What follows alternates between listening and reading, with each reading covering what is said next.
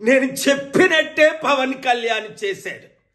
అన్నైన నాగబాబుకి ఇచ్చేశాడు ఎమ్మెల్సీ. మరి చంద్రబాబు నాయుడు గారు టీడీపీ తరపునే కదా ఇచ్చారు. ఏం చెప్పారు వర్మకి పిఠాపురంలో? నువ్వు పవన్ కళ్యాణ్కి మద్దతు పోటీ చేయకుండా నెక్స్ట్ ఎమ్మెల్సీ నీకే ఇస్తానని దేవుడి సాక్షిగా చెప్పాడు. ఆ వర్మేమో అమరావతిలో, విజయవాడలో పవన్ కళ్యాణ్ చుట్టూ, చంద్రబాబు చుట్టూ తిరుగుతున్నాడు. అయ్యా మీ మాట నిలబెట్టుకోండి అని.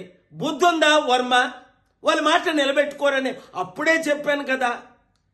మరి ఈ మధ్యని పిఠాపురం మాజీ వైసీపీ ఎమ్మెల్యే దొరబాబు ఎవరోట మళ్ళీ జనసేనలో చేరాడు. ఒరే నాకు అర్థం అవ్వట్లేదు, అసలు మీకు బుద్ధి బుర్ర ఉందా? 2008లో ఇదే పవన్ కళ్యాణ్ చిరంజీవి ప్రజారాజ్యం పార్టీ పెట్టి 100 కోట్లు 1000 కోట్లు కలెక్ట్ చేశారని మనం అందరం విన్నాం. కొంతమంది సూసైడ్ కూడా చేసుకున్నారు.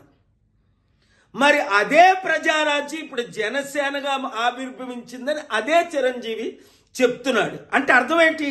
అదే పాలసీలతో వచ్చే ఎలక్షన్లో మరలా మేము 100,000 కోట్లు కలెక్ట్ చేస్తాం, మా కుటుంబం మాత్రం ఎమ్మెల్సీ, మంత్రి, ముఖ్యమంత్రి పదవులు అనుభవిస్తాం. తెలివైనోడు ఎవ్వడు ఆ పార్టీలో చేరడు. మూర్ఖులు, గుడ్డోలు, బుర్రలేనోళ్ళు మాత్రమే చేరుతారు అందులో. ఇంకా జనసేన కానీ టీడీపీ కానీ మన లైఫ్లో గెలుస్తుందా? 9 నెలలకే చాప్టర్ క్లోజ్.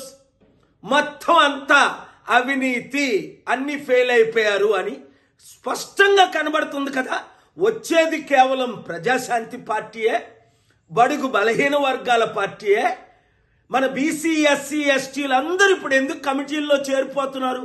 ఐఏఎస్, ఐపీఎస్లు మొదలుకొని మాజీ ఎమ్మెల్యే, మినిస్టర్ల వరకు. మీరు కూడా ప్రజాశాంతి పార్టీలో చేరండి, ప్రజలకు సేవ చేయండి. కుటుంబ కుల పార్టీకి ఇప్పుడైనా గుడ్ బై చెప్పండి. చెప్పని మీ ఎమ్మెల్యేలకు, అరే యూత్, నిరుద్యోగులు, మీరు వాళ్ళకు బుద్ధి చెప్పండి. ఈ వీడియో సత్యమైనది కనుక అందరికీ షేర్ చేయండి.